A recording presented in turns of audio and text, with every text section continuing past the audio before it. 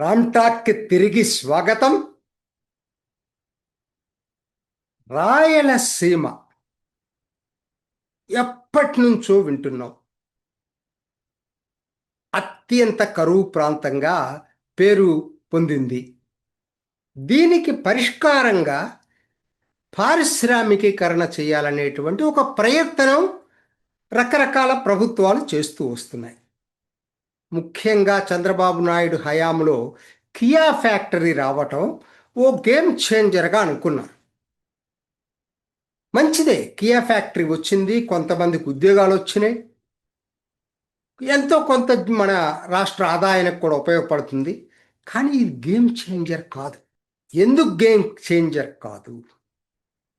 ఇంకా వస్తున్నాయి. ఇవాళ రెన్యూబుల్ ఎనర్జీ విపరీతంగా పెట్టుబడులు వస్తున్నాయి, ఎన్నో పరిశ్రమలు వస్తున్నాయి, పారిశ్రామిక కారిడార్లు వస్తున్నాయి, శ్రీ సిటీ ఉండనే ఉంది. అయితే ఇవన్నీ కూడా ఒక ఉపయోగపడుతున్నాయి. కానీ ఎందుకు ఇది గేమ్ చేంజర్ కాదు? ఆంధ్ర చూసుకోండి. మీకు ఆంధ్ర, మరి రాయలసీమ కరువు ప్రాంతం అన్నప్పుడు ఆంధ్ర అభివృద్ధి చెందిన ప్రాంతం. జీడిపి పెద్దగా ఎక్కువ లేకపోవడం అభివృద్ధి చెందిన ప్రాంతంగానే ఉంది అది సోషల్ పారామీటర్స్లో. కారణం ఏంటి? అక్కడ వ్యవసాయం, నీటి పారుదల ఎప్పటి నుంచో ఉంది. అదే దానికి కలిసి వచ్చిన అదృష్టం. మరి రాయలసీమకి ఏంటి? నీటి కరువు ఉంది. సరే, ఇప్పుడు ఈ వెలుగొండ ప్రాజెక్ట్ ఒకటి తీసుకొచ్చారు. 31వ తారీఖు ముఖ్యమంత్రి ప్రారంభోత్సవం చేయబోతున్నారు. మంచి, ఎందుకంటే ఆ ఏరియా పర్టికులర్గా నేను కూడా చూసిన వాడిని కాబట్టి, ఉన్నవాడిని కాబట్టి, ఒక షార్ట్ పీరియడ్లో కనిగిరి ఎంత కరువు ప్రాంతం అండి. ఫ్లోరైడ్ ఎప్పటి నుంచి నేను చెప్పేది 4 దశాబ్దాల క్రితం సంగతి నేను చెప్తున్నా. అప్పటి నుంచి కూడా వాళ్ళ ఆశలు నెరవేరలేదు. కనిగిరి, పొదిలి, దర్శి, గిద్దలూరు ఇవన్నీ కూడా ఎక్కువ భాగం ఇప్పుడు ప్రస్తుత మార్కాపురం జిల్లాలో ఉన్నాయి. కాబట్టి అది మంచిదే, దాన్ని ఎవ్వరూ కాదనరు. అది 4 లక్షల ఎకరాలకి సాగునీరు అందించబోతుంది. చాలా అద్భుతమైన ప్రోగ్రాం. కానీ అది పరిమితమైన ప్రాంతంలోనే ఉంది. నేను చెప్పాను కదా, Markapuram, very little part of Prakasam, little part of Nellore and Kadapa. కానీ రాయలసీమ మొత్తానికి గేమ్ చేంజర్ కాదు. మరి రాయలసీమ మొత్తానికి గేమ్ చేంజర్ ఏమిటి?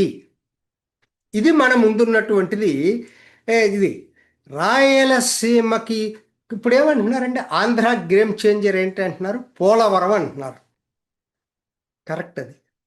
ఎందుకంటే లక్షలాది మంది ప్రజలకు ఉపయోగపడబోతుంది. అది ఇంపార్టెంట్. విస్తృత ప్రజానీకం, పరిశ్రమ కొద్ది మందికే వస్తుంది, రాష్ట్రానికి ఆదాయం వస్తుంది, ఆర్గనైజ్డ్ సెక్టర్ ఎంప్లాయ్మెంట్ వస్తుంది.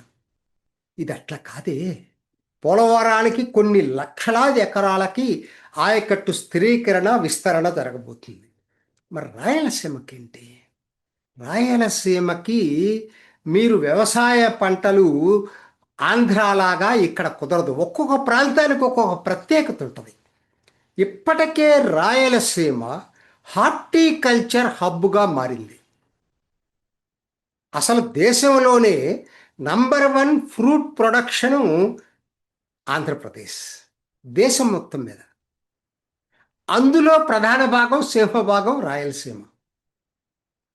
మరి దాన్నే మీరు గనక మ్యాక్సిమైజ్ చేయగలిగేటట్టయితే రాయలసీమ ప్రజల కరువు తీరుతుంది, జీవన ప్రమాణాలు పెరుగుతాయి, ప్రజల ప్రమాణాలు. ఎందుకంటే లక్షలాది మందికి సంబంధించినటువంటిది.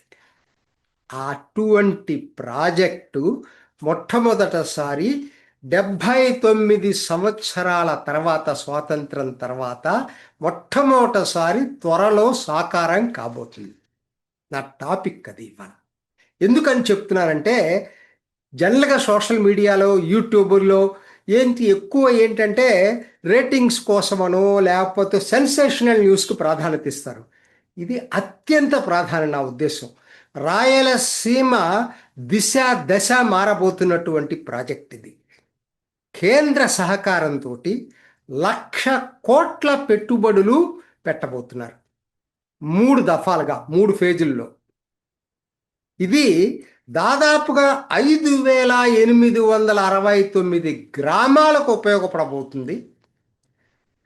మొత్తం 10 జిల్లాలు, కొత్తగా ఏర్పడిన 10 జిల్లాలు అంటే ఎంటైర్ రాయలసీమ ప్లస్ ప్రకాశం, మార్కాపురం, వీటికి సంబంధించినటువంటి ఈ ప్రాజెక్ట్ అత్యద్భుత ప్రాజెక్ట్.